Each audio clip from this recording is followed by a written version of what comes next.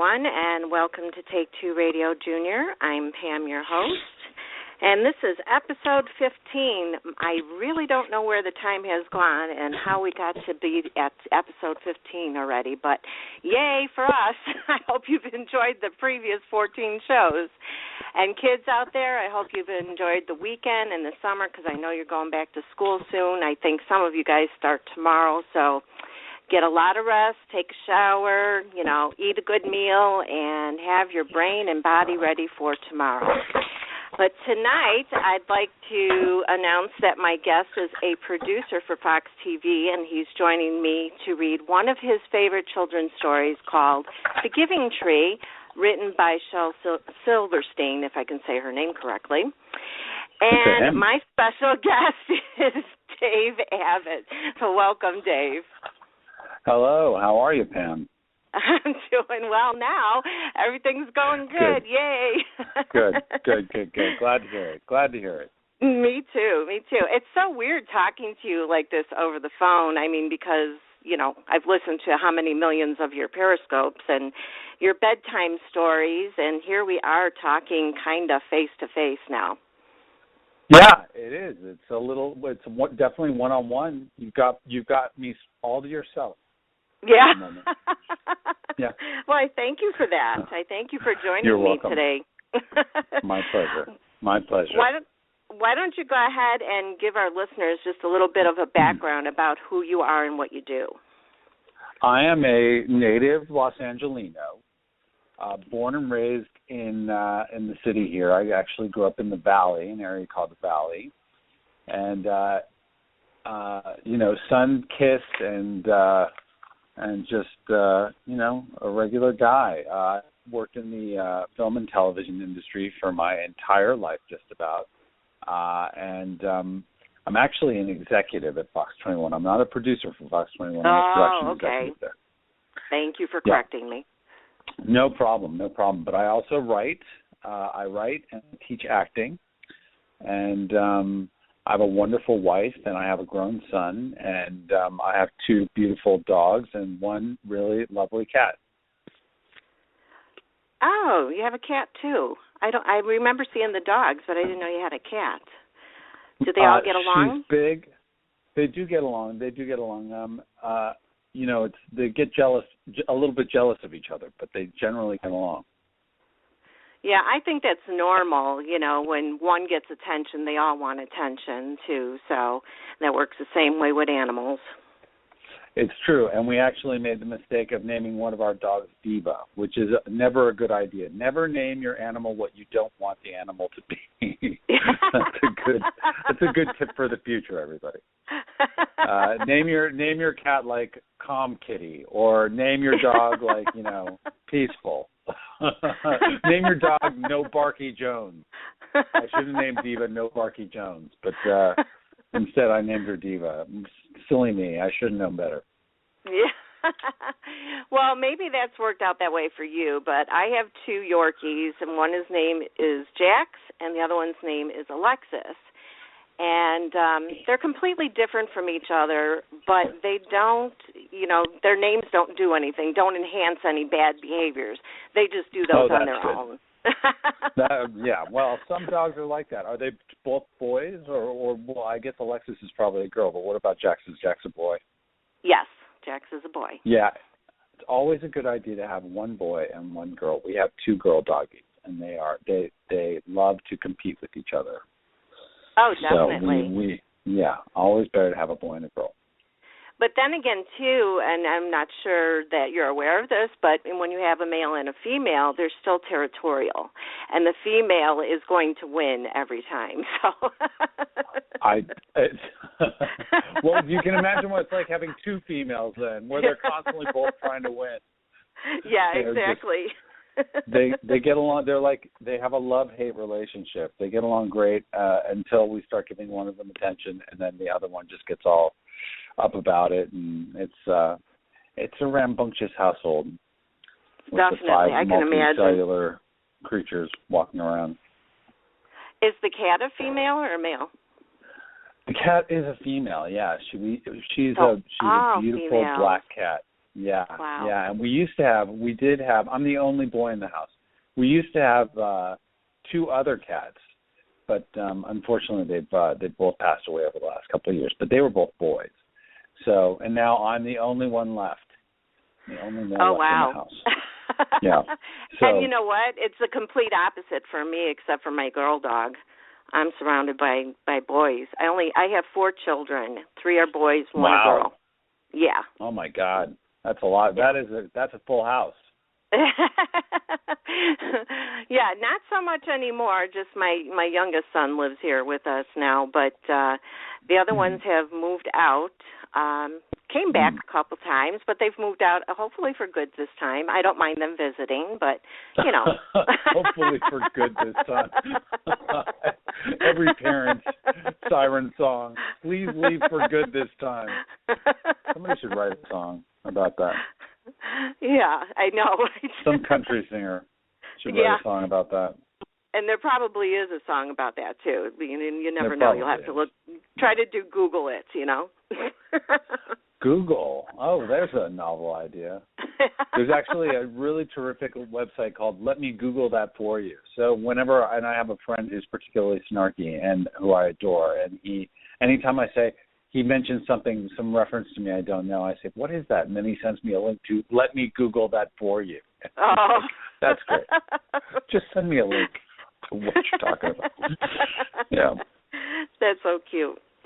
Well, why don't you go ahead and tell us why you chose The Giving Tree to read today? What makes it one of your favorite books?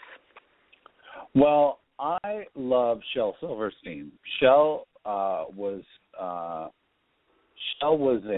a seminal author when I was growing up in the 70s and the early 80s.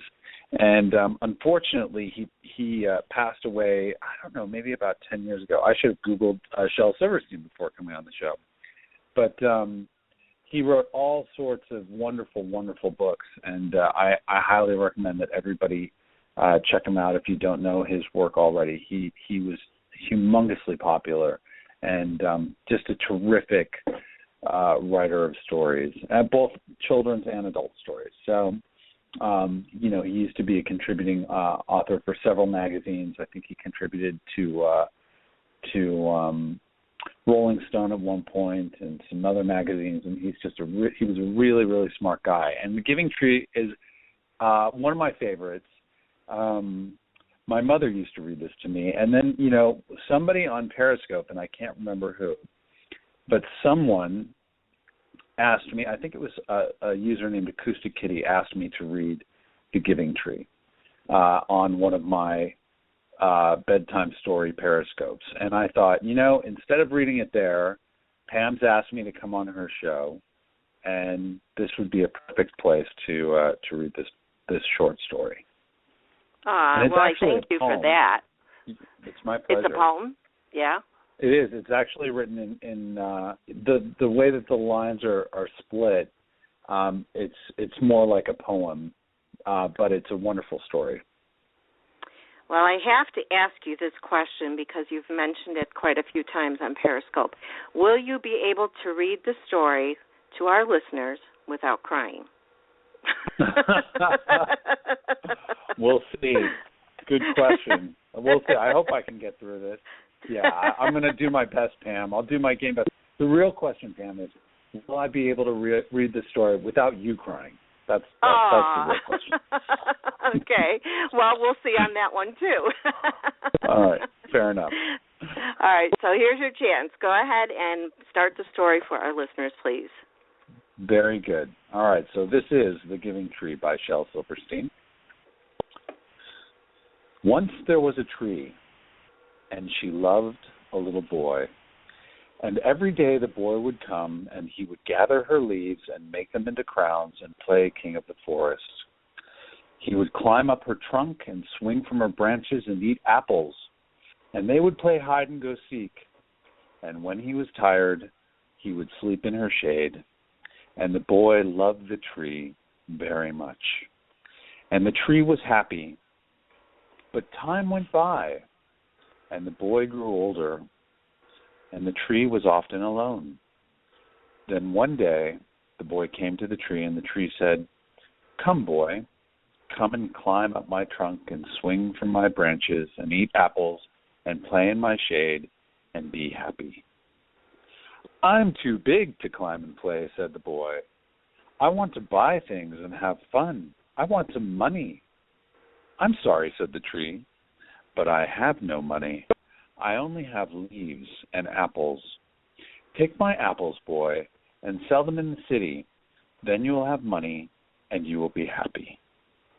And so the boy climbed up the tree and gathered her apples and carried them away. And the tree was happy. But the boy stayed away for a long time, and the tree was sad again. And then one day, the boy came back, and the tree shook with joy. And she said, "Come, boy, climb up my trunk and swing from my branches and be happy." "I'm too busy to climb trees," said the boy. "I want a house to keep me warm," he said. "I want a wife, and I want children, and so I need a house. Can you give me a house?" "I have no house," said the tree. "The forest is my house, but you may cut off my branches and build a house. Then you'll be happy." And so the boy cut off her branches and carried them away to build his house, and the tree was happy. But the boy stayed away for a long time. And when he came back, the tree was so happy she could hardly speak. "Come, boy," she whispered. "Come and play." "I'm too old and sad to play," said the boy. "I want a boat that will take me far away from here. Can you give me a boat?" "Cut down my trunk and make a boat," said the tree. "Then you can sail away and be happy." And so the boy cut down her trunk and made a boat and sailed away. And the tree was happy, but not really. And after a long time, the boy came back again. "I am sorry, boy," said the tree, "but I have nothing left to give you.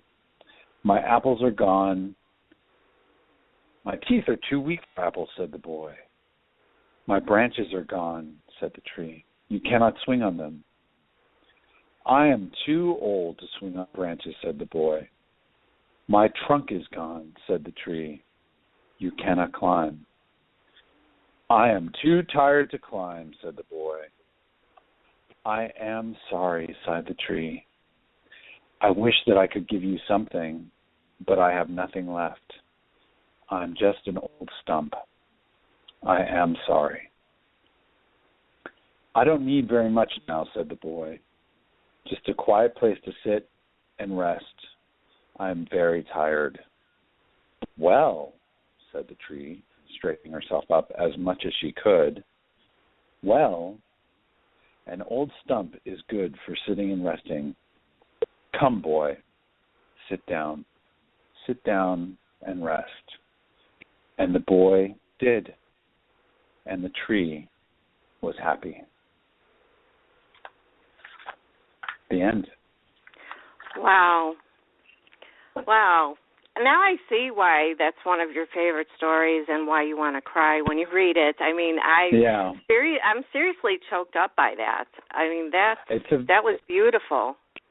It's a very, very touching story about the cycle of life. Yeah. And it's there are parallels between the boy and the tree, obviously, and it's a delightful story. And Shel-Silverstein, he was able to do so much with a very, very limited number of words. You know, he had a terrific economy with his language. Yeah, I'm just thinking of that story. I have a couple of G-sons. You know what G-sons are when I say that? I do, yeah, I have one. Okay. I have a couple of G-sons.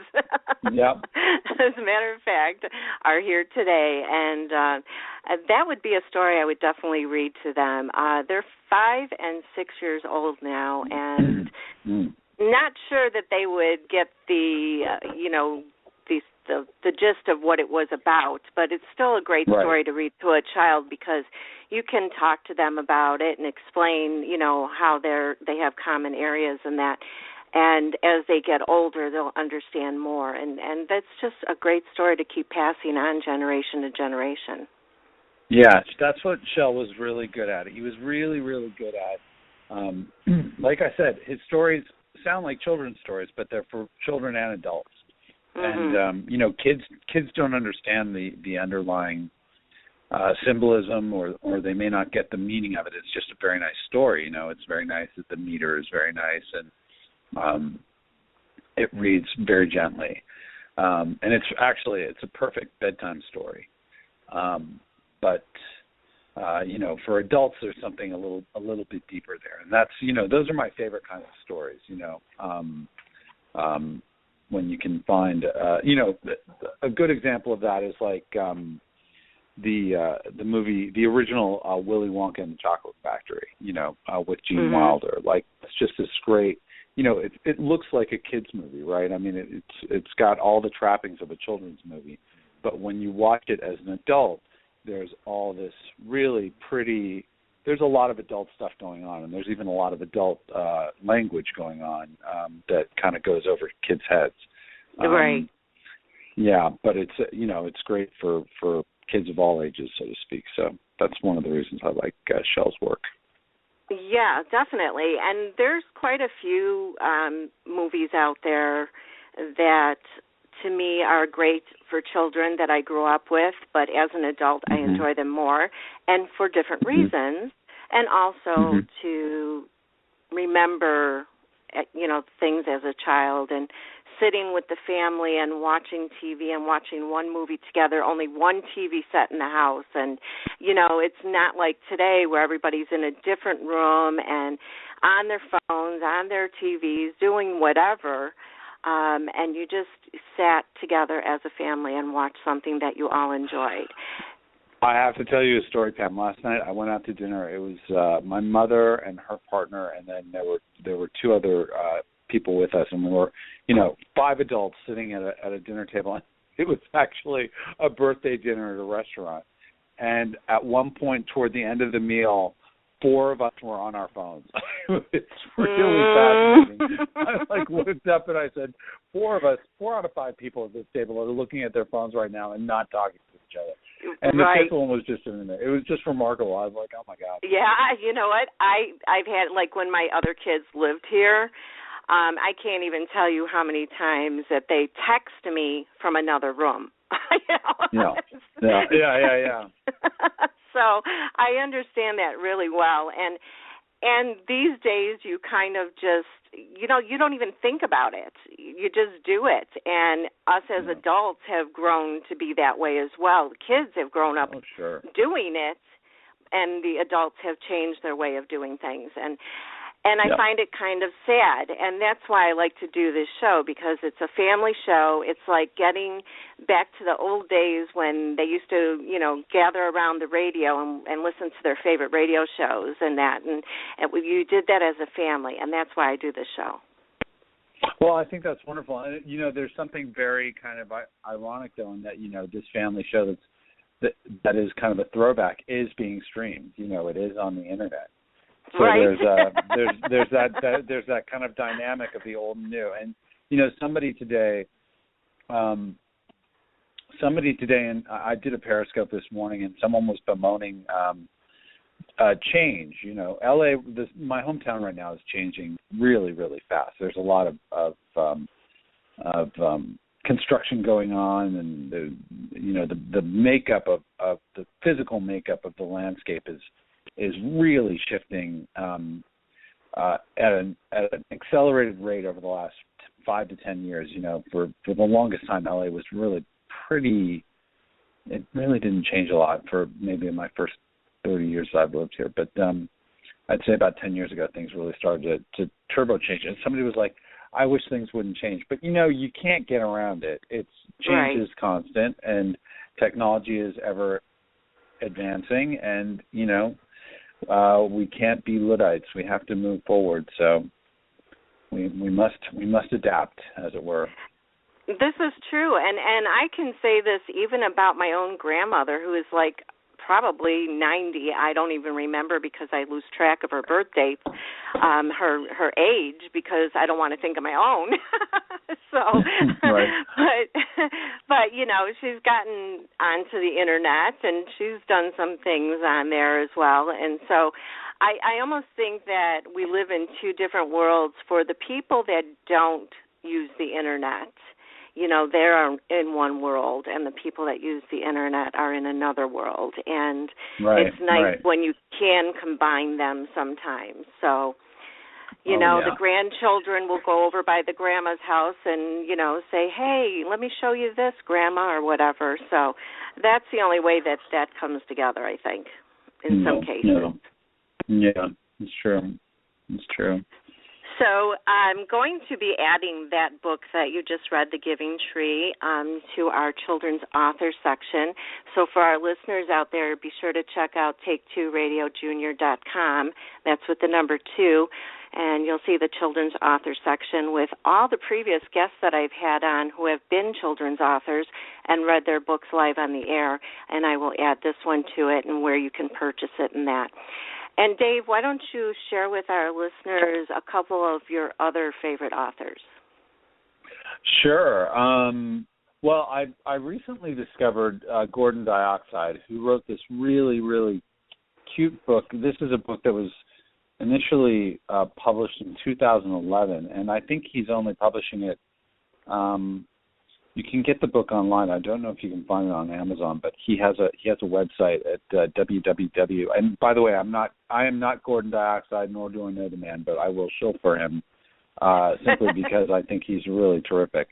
www.gordondioxide.com. And I actually, for a while I was reading his stories. The first one that I read is called Kevin the Very Old Rabbit, and it's a very, very clever little tale. And some of his stories are really weird and off the wall, but they're also very charming. And he's British, so they also have a very British sensibility about them. And anyway, I was ripping him off for so long, just looking at his website and getting the stories that I could off his website.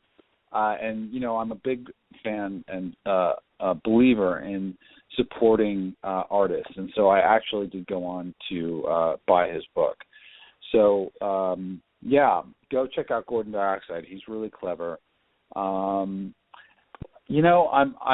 actually a big fantasy novel fan. I read all of Game of Thrones. I know that's not a children's book, but I think George R. R. Martin is really he's kind of a pulpy writer, but he's a fun writer. And then I'm also a fan of Tolkien, and I read this really great book called Ready Player One last year, which is being made into a film by Steven Spielberg, and I think that's going to be out next year.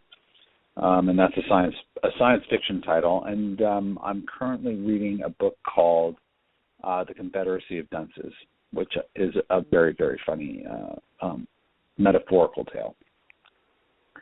Well, so, there you go. You just gave ideas for the adults that are listening, the moms and the dads that are listening right now. They can go ahead and check those books out too. So it's a good thing to share all types of books for all different ages. And let's see, what else? Okay, why don't you share with our listeners where they can find you, like social media on that? Sure. You can find me. I am on Twitter at the dave-abbitt, and my last name is spelled Abbitt. And I'm also on Instagram at the_Dave_Abbott. I used to have underscores in the name, and good heavens, if I had $1 for every time Chad Lindbergh told me he hates my underscores, I'd be probably about $100 wealthier than I am now. So I'm working on getting those removed, but I'm on Facebook, but I try to stay a little bit private on Facebook. So I don't have a public page that you can go on. I'm not a public figure, so there you go. Come find me on Twitter.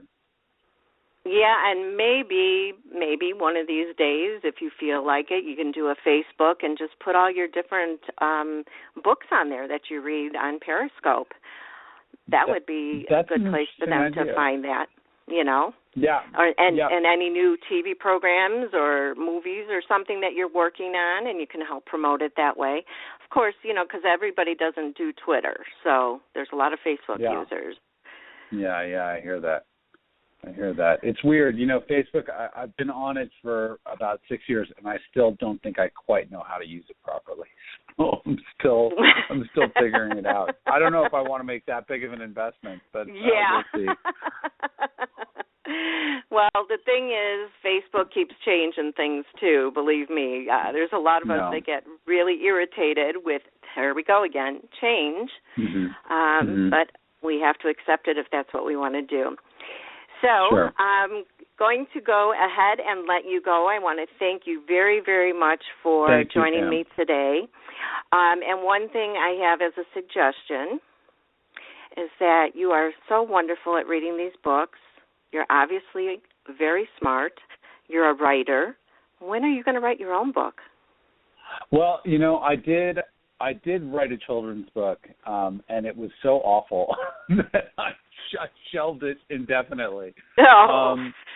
You know, most of my writing is I sometimes do blogging for the Huffington Post. A lot of the writing that I do is centered around social causes, and you know, it's mostly editorial work. But I have written a couple of fictional pieces, some short stories and things, and I'm also actually writing for the acting classes I'm teaching right now. So I'm every week, I'm writing you know, about a page for the students. So at some point or another, I may publish something, but I don't know what it'll be. And you know, I've had ideas for books, but that is a whole process. I think if I were to publish anything, it'd probably be a collection of short stories. Well, that's good, though. Yeah. That's good. Thank you. I love short stories. So all of Dave's fans that are listening right now, let's give him some gentle prodding. Be gentle, fans. If you're going to prod me, I beg you, gentle prodding, if it's going to be any prodding at all. That's right. I appreciate it, Sam. I'll definitely keep it in mind. Oh, okay. Well, thanks again for joining me, and enjoy the rest of your night. And I will see you again on Periscope. I will. I'll see you out there in the social media sphere. Have a wonderful, wonderful day. Thank you for having me. You're welcome, and thank you. Bye-bye. Cheers. Bye-bye. And that was Dave Abbott, and I hope you enjoyed the story as much as I did. Again, it's called The Giving Tree, and it's by Shel-Silverstein. I will, like I said, put that on take2radiojunior.com, and you can find it there with a link to where you can purchase the book and any other books that he may have written and that you might be interested in. Also, follow us on Twitter at Take2RadioJunior. We do have a Facebook page, again, Take2Radio Junior. If you put that in pretty much anywhere, you're going to find us. So if you're not able to do it, and this is for the kids, ask your mom or dad to help you out with that, or if you have a big brother, big sister, you know, they'll help you out, I'm sure. Next show will be the second Sunday in September at 7 p.m. Eastern. I'm working on a guest right now, so I don't have any additional information. Also, at that time, Drea should be back hosting the show. I've missed her, and I'm looking forward to having her back. You can listen to our previous shows for free on iTunes, Spreaker, Stitcher, TuneIn, of course, from my website, take2radiojunior.com, and on Blog Talk Radio. So with that, I'm going to let you all go. You have to have dinner now, or your baths, or have some downtime and spend it with your family. Don't forget to hug one another and tell them that you love them. And we'll see you next time. Take care, everybody. Bye-bye.